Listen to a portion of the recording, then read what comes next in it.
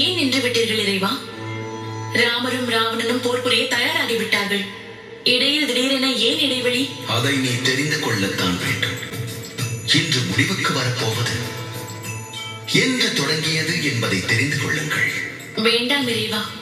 ராமாயணத்தில் எப்பொழுதெல்லாம் சுவையான தருணம் வருகிறதோ அப்பொழுதெல்லாம் நீங்கள் திசையை மாற்றி விடுகிறீர்கள். மாற்றத்தை மாற்ற முடியாது உமா. இன்று தொடர்வது அன்று நல்ல தொடக்கமாக இருந்தது. அது என்னவென்று தெரிந்து கொள்வது உங்களுக்கு மட்டுமல்ல, அனைவருக்குமே பயன்படக்கூடியதாக இருக்கும். கூறுங்கள். இந்த திரேதாயுகத்தில் எம்மை மட்டுமே பூஜிக்கும் ராவணன் சத்திய யுகத்தின் ஆரம்ப காலகட்டத்தில் அந்த திருமாலின் தீவிர பக்தனாக இருந்து வந்தான். அவர் அருளை பெறுவதற்கு அவனும் அவன் தம்பியும் கடும் தவம் புரிந்தார்கள். தவத்தை கைவிடவில்லை. இறைவனின் அருளை பெற வேண்டும். தங்களுடைய தரிசனம் வேண்டி ஜெயனும் விஜயனும் கடுமையாக தவம் இருக்கிறார்கள். அவர்களுக்கு தங்கள் மீதுள்ள பக்தியும் கடுமையான தவமும் என் மனதை மகிழச் செய்கின்றது. ஜெயன், விஜயன், கண் திறங்கள்.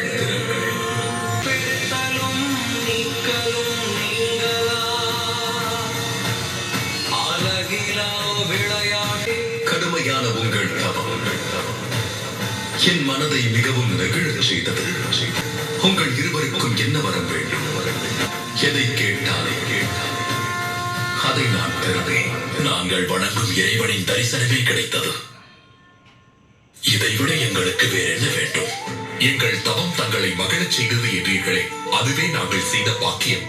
எங்களுக்கு ஏதாவது வரத்தை அளிக்க விரும்பினால் காலத்திற்கும் நாங்கள் தங்களையே நினைத்திருக்க வேண்டும்.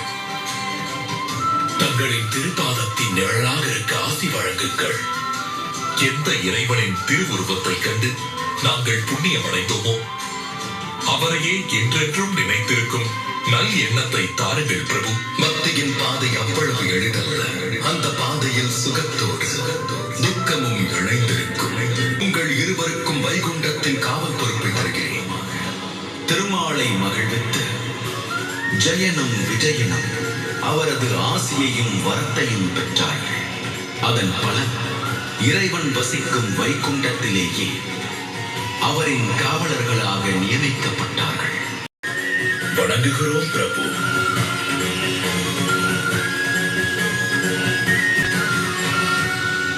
ஜெயன், விஜயன், நாங்கள் இருவரும் கலந்துரையாட இருக்கிறோம். அதற்கு தடை உண்டாக வேண்டாம். அப்படியே ஆகட்டும். நாங்கள் கவனித்துக் கொள்கிறோம்.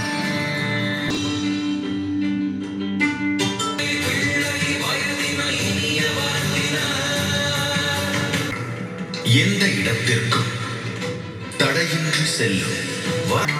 நாங்கள் திருமாலை தரிசிக்கவே வந்திருக்கிறோம். அது முடியாது. எங்கள் பிரபு இப்பொழுது யாரையும் பார்ப்பதாக இல்லை. நீங்கள் செல்லலாம். இன்று வரையில் திருமால் பக்தனுக்கு வைகுண்டத்திற்குள் செல்ல அனுமதி மறுக்கப்படவில்லை. நீங்கள் எதற்கு செல்லக்கூடாது என்கிறீர்கள்? பிரபுவின் கட்டளை அது. அவரும் லட்சுமி தாயும் உரையாடிக் கொண்டிருக்கிறார்கள். புறப்பட்டுச் செல்லுங்கள். இன்னொரு முறை வாருங்கள். பக்தர்களை திருப்பி அனுப்புவது தவறு. அதை நீங்கள் செய்யாதீர்கள். திருமாலிடம் சென்று நாங்கள் வந்திருக்கிறோம் என்று சொல்லுங்கள். உங்கள் மீது அவர் கோபமே படமாட்டார். பக்தர்களை திருப்பி திருமாலிடம் சென்று நாங்கள் படமாட்டார். ஒரே ஒரு நொடிதான். சென்ற வேகத்தில் திரும்பி வந்து விடுவோம். விடுகிறீர்களா இல்லையா? நாங்கள் அவரை காண வேண்டும். அவரை தரிசித்தே ஆக வேண்டும். குழந்தைகளே, நீங்கள் வயதுக்கு மீறி பேசுகிறீர்கள். பாவம் சிறு பிள்ளைகள் தானே. இவர்களுக்கு வைகுண்டத்தின் காவலர்களின் பலம் எங்கிருந்து தெரியும்? மரியாதை கொடுக்க தெரியாத உங்கள் இருவரையும் இப்பொழுதே சபிக்கப் போகிறோம். நீங்கள் செய்த இந்த தவறுக்கு கடுமையான தண்டனையை அனுபவிக்க வேண்டும். பிரம்மதேவனின் பிள்ளைகளான சனத்குமாரர்கள் உங்களை சபிக்கிறோம். நீங்கள் இருவரும் பூலோகத்தில் வாழ்வீர்களாக. பக்தர்களை பகவானிடமிருந்து பிரித்த பாவத்திற்காக நீங்கள் இருவரும் உங்களின் தெய்வத்திடமிருந்து நிரந்தரமாக பிரிக்கப்படுவீர்கள். உங்கள் இறைவனின் தரிசனத்திற்கு தவிக்க வேண்டி வரும். தவிக்க வேண்டி வரும்.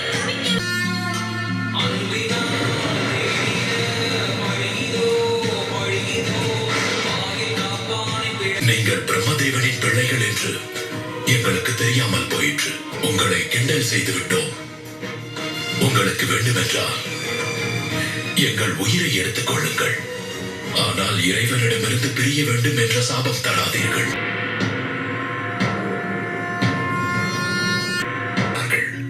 நீங்கள் செய்த பெரும் தவறு என்ன தெரியுமா? பிரம்மதேவரின் மகன்களை பிள்ளைகளாக பார்த்ததுதான். அவர்கள் அன்பிற்கு பாத்திரமானவர்கள். இரண்டாவது தவறு கர்ப்பம். இது வைகுண்டம். இங்கு கர்ப்பத்திற்கு எந்த நிலையிலும் இடம் கிடையாது.